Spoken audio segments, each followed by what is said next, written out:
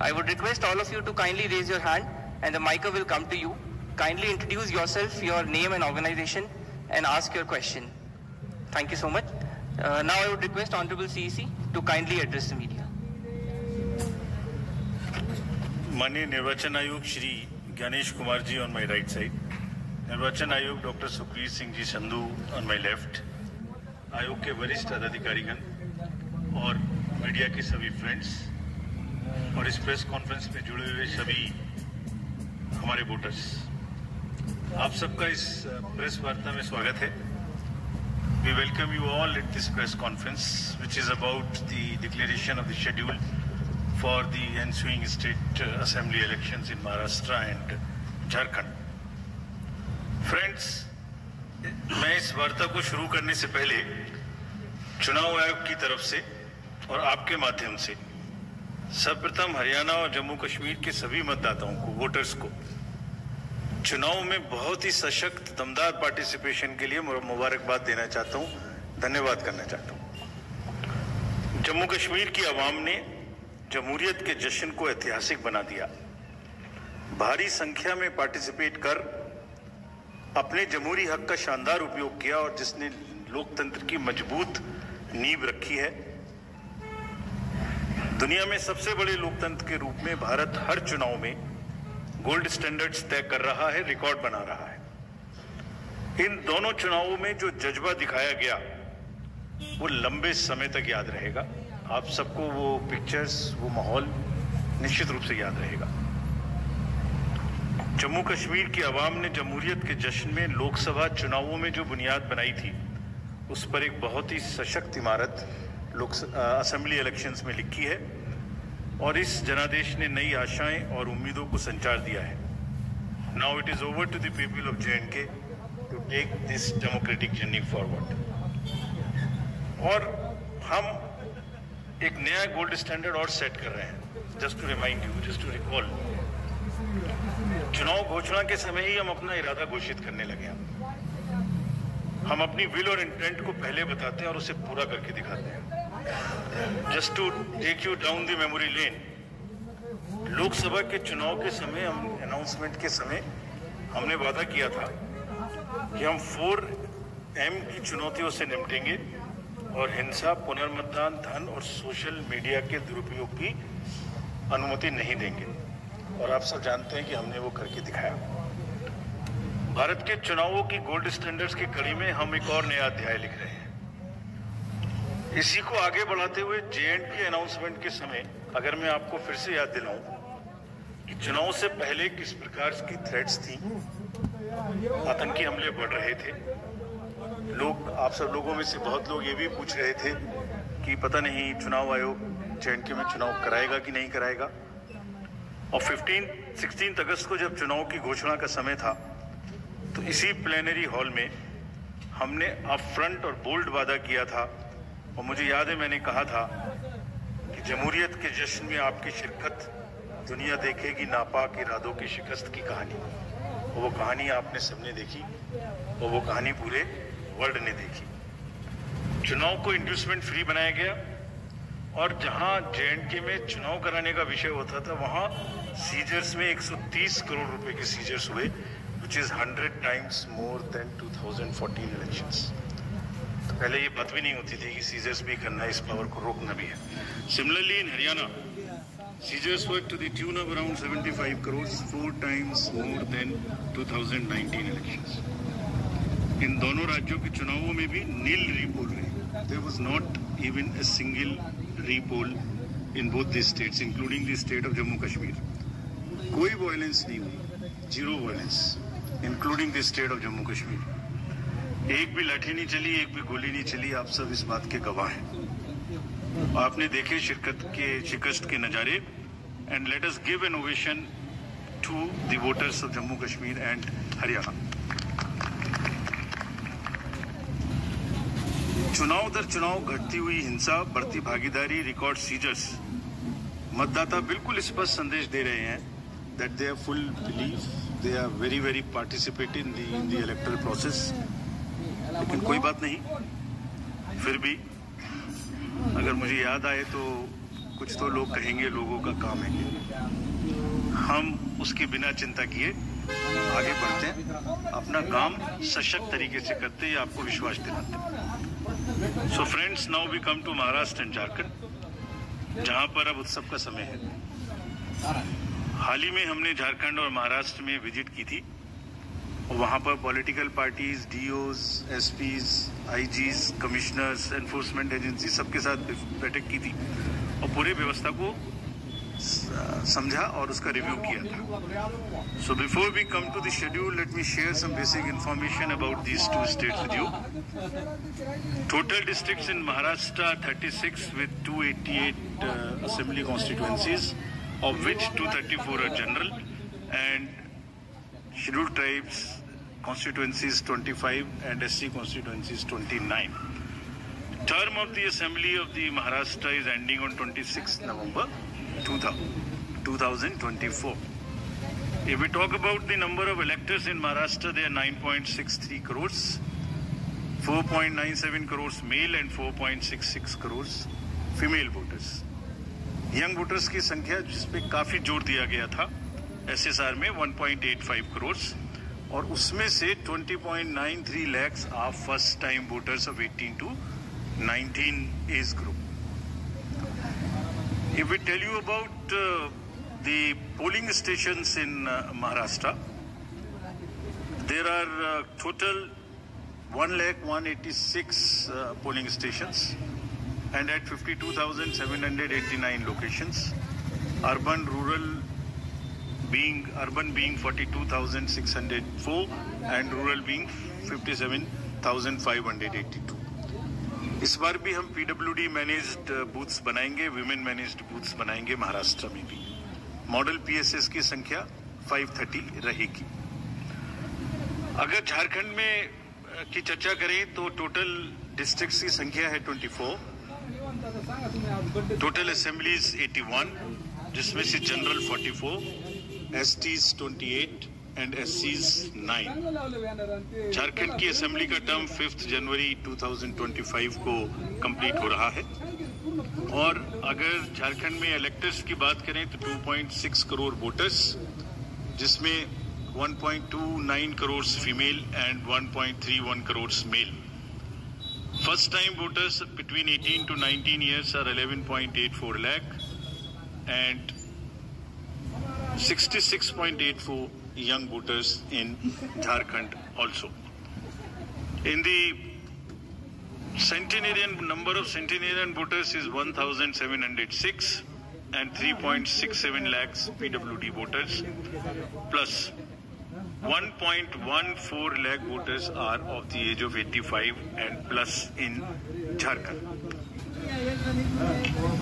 If I give you an overview of polling stations in Jharkhand, पूरे polling stations की संख्या होगी 29,562 और जो कि 20,221 लोकेशंस पर फैले हुए होंगे। अर्बन संख्या वहां कम है 5,042 और रूरल परिवेश ज्यादा है, इसलिए रूरल बूथ्स की संख्या होगी 24,520। यहाँ पर भी women managed booths, youth managed booth, PWD managed booths बनाए जाएंगे। एवरेज वोटर्स की संख्या पर booth is 881। Particularly vulnerable tribal groups पे जैसे मैंने पहले भी आपसे चर्चा की है, कमीशन का उनको एनरोल करने के लिए, उनको एम्पावर करने के लिए बहुत एम्फेसिस है। महाराष्ट्र में 3 पीवीटीजीज हैं, कटकरी, कोलम एंड मारियागौंड, और झारखंड में 8 पर्टिकुलरली वल्नरेबल ट्राइबल ग्रुप्स हैं जिनकी आबादी 1.78 लाख है। उसमें असुर, बिरोर, मालपाड़िया, पहाड़िया, सौर्या, पहाड़िया, बिरजिया, कोवार एंड सावर, इन सब का लगभग 100% एनरोलमेंट इलेक्टरल रोल में किया गया है। सभी डीओज ये कोशिश करेंगे कि जो भी बूथ्स इनके यहाँ बने वो बहुत सहज इनके ही परिवेश में बने और इस तरह की स्वीप एक्टिविटी करें कि वो सबके सब अधिकतर मात्रा में अपने मतों का प्रयोग कर सकें। मैं फिर से रिपीट करना चाहता हूं कि सभी पोलिंग स्टेशंस पे एश्योर्ड मिनिमम फैसिलिटीज होंगी। पिछली बार मुंबई शहर से कुछ ऐसी इंफॉर्मेशन या शिकायतें आई थी कि वहाँ पर कुछ बूथ्स पे ज़्यादा पोलिंग स्टेशंस एक जगह होने की वजह से प्रॉब्लम थी। इस बार हमने रिव्यू में बहुत ही सख्त हिदायतें दी हैं, उनको रिव्यू किया, रेशनलाइज किया गया है पोलिंग स्टेशंस को। तो हम उम्मीद करते हैं डीओज विल वर्क। और वहाँ इस बार म्युनिसिपल कमिश्नर मुंबई को डीओ भी घोषित किया गया है ताकि जितने रिसोर्सेज उनके पास हैं उन सबको वो उसमें इस्तेमाल कर सकें। एक और व्यवस्था की गई है जो हम पीछे से कोशिश कर रहे थे, अब हमने उसकी इंस्ट्रक्शंस भी इशू कर दिए कि पोलिंग लाइन जब लगती है तो उसमें लाइन के बीच में भी थोड़ी कुर्सियां या बेंच लगाएं, ताकि अगर आधा घंटा लग रहा है तो बीच बीच में कहीं ना कहीं 5-7-10 मिनट के बाद आप 2-3 मिनट के लिए बैठ जाए तो थोड़ा अच्छा लगता है, मतलब थकान थोड़ी कम महसूस होती है, खासतौर से बुजुर्ग लोगों को। तो ये व्यवस्था भी सब पोलिंग स्टेशंस पे रहेगी। Friends, if I come to the next ease of voting for senior citizens PWDs, this will be followed. You have all the experience of the pan-India coverage of facilities for the persons with disabilities and senior citizens. Her senior citizen जो 85 years से ऊपर हैं, उनको घर से vote देने की सुविधा उपलब्ध रहेगी। फॉर्म 12D वितरित किए जाएंगे सबको, और जो भी उसको भर के देते हैं उनके पास में हमारी टीम वोट लेने जाएगी और जाने के समय में सभी कैंडिडेट्स को लिखित में उस रूट चार्ट का और उस जगह की सूचना देगी ताकि वो साथ में एकम्पनी कर सकें और उनको ऐसा महसूस ना हो कि किसी के घर पर किसी ने प्राइवेसी ऑफ द वोट को नहीं मेंटेन किया। They are entitled, they are welcome to participate and go along with the polling parties to the houses of the senior citizens and PWDs. और पूरी जो व्यवस्था है उसकी videography of course goes without saying will be done so that there is a full proof record. वैसे भी पूरे चुनाव में आप जानते हैं कि कोई भी प्रक्रिया ऐसी नहीं है जिसमें वीडियोग्राफी ना होती हो, जिसका रिकॉर्ड ना रखा हो, so that जहां पर कैंडिडेट्स पार्टिसिपेट ना करते हो और जहां पर वीडियोग्राफी ना होती हो। So every process of this can always be checked and seen. जैसे क्रिकेट में एक्शन रिप्ले होता है, तो अगर वहां गेम के समय एक्शन रिप्ले नहीं हो सकता तो बाद में हर जगह हर प्रोसेस की वीडियोग्राफी को देखा जा सकता है। इसी प्रकार से जो नेक्स्ट अगर मैं आपको बताऊं तो जो टेक्नोलॉजी है उसका हम फिर से बहुत यूज करेंगे। वोटर हेल्पलाइन ऐप में सभी वोटर्स अपनी सारी डिटेल्स देख सकते हैं, वो कहाँ मतदाता सूची में कहाँ नाम है, कहाँ फैमिली टुगेदर है, कहाँ उनको पोलिंग स्टेशन है, वो सब चीज देख सकते हैं। CVIGIL of course we have been very enthused. जैसे लास्ट पार्लियामेंट्री इलेक्शन में हमारे 10,000 करोड़ के सीजर्स हुए, जैसे मैंने अभी बताया J&K एंड हरियाणा में भी रिकॉर्ड सीजर हुए। We are sure that in Jharkhand and Maharashtra also the voters enlightened voters will inform us on C-Vigil about any malpractice which they notice in their area and we will reach there in 90 minutes to handle it. सभी candidates जिनकी criminal background है उन्हें अपनी सूचना देनी पड़ेगी 3 बार papers में, और सभी voters as a matter of right can see on our app which is KYC Know Your Candidate. हमने जो मीटिंग्स, मैं आपको सिर्फ सारांश में ये बताना चाहता हूँ कि जो मीटिंग्स हमने झारखंड और महाराष्ट्र में की तो डीओज स्टेट एजेंसीज को बहुत ही सख्त हिदायतें दी हैं, मतलब बहुत ही सख्त मीन्स बहुत ही सख्त कि वो हर तरीके से फ्री एंड फेयर इलेक्शंस कराएंगे, हर तरीके से लेवल प्लेइंग फील्ड को एस्टेब्लिश करेंगे। उनको ये स्पष्ट बताया गया है कि किसी भी पदाधिकारी के विरुद्ध अगर ऐसी सूचना आती है और ये प्रमाणित होता है कि उन्होंने कोई भी कार्य ऐसा किया जिससे लेवल प्लेइंग फील्ड डिस्टर्ब होती है, एक पार्टी को पक्ष एक पार्टी को नुकसान, तो very stern action will be taken against them. This has been very very clearly told to everyone. किसी भी तरीके का प्रलोभन, वही 4 M's जो पहले हमने बात की थी, मनी का डिस्ट्रीब्यूशन, फ्रीबीज का डिस्ट्रीब्यूशन, शराब का डिस्ट्रीब्यूशन, ड्रग्स का distribution will all be under strict watch. All airports, all landings of the aircrafts in the field will all be checked. There would be extensive polling, the checkposts on the borders of the interstate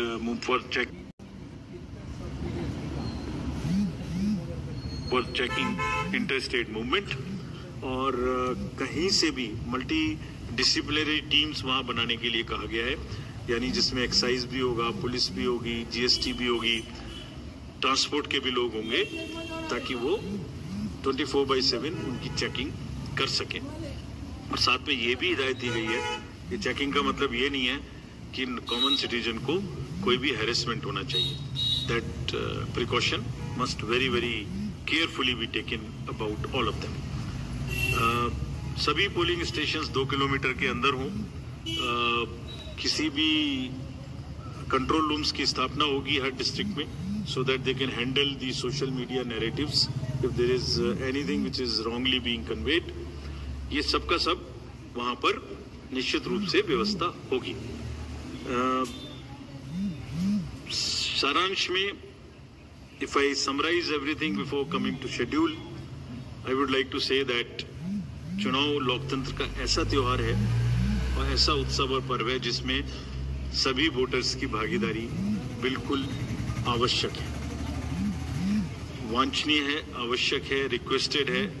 we appeal to everyone to come and vote in large numbers in these elections also.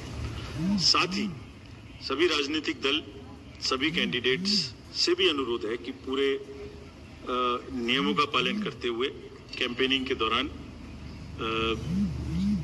निर्भय होकर campaigning करें। Level playing field establish करना हमारा काम है, लेकिन उसको violet ना हो, उसमें कोई एक्सेसेस ना हो, ये उनका भी काम है।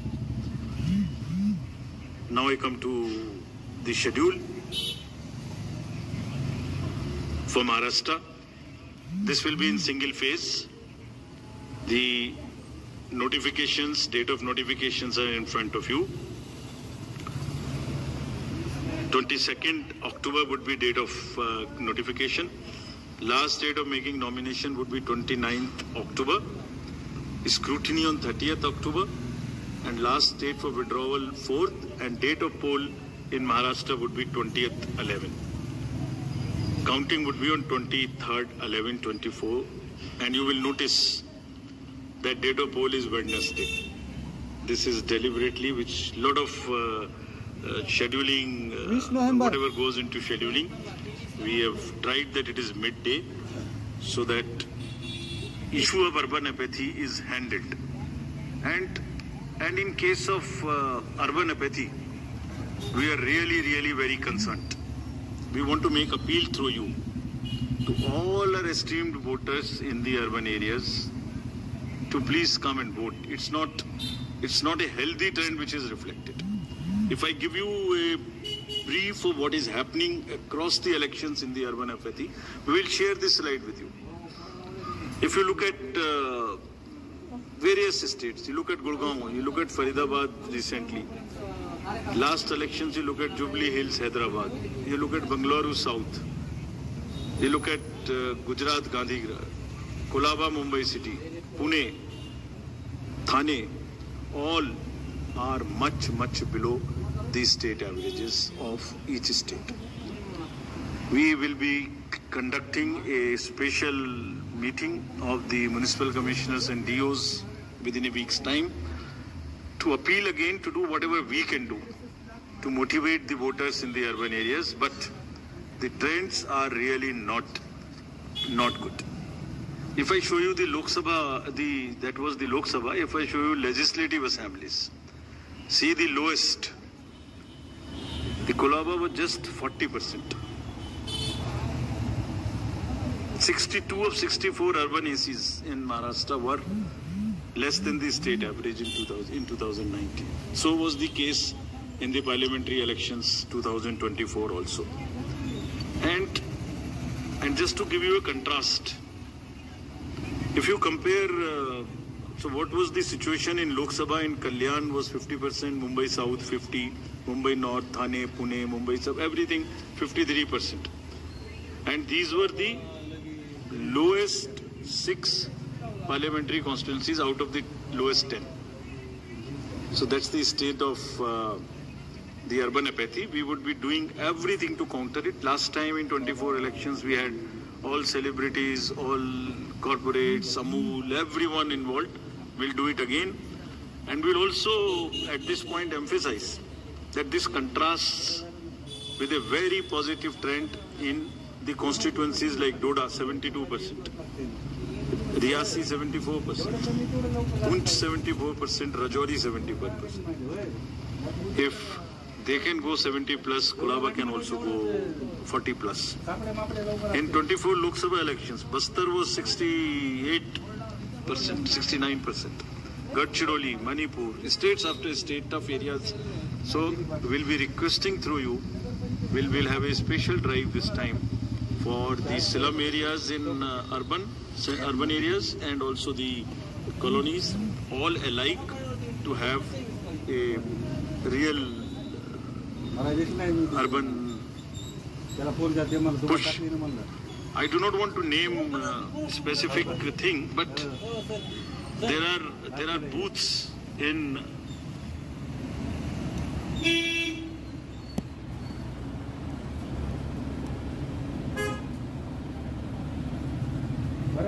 गेट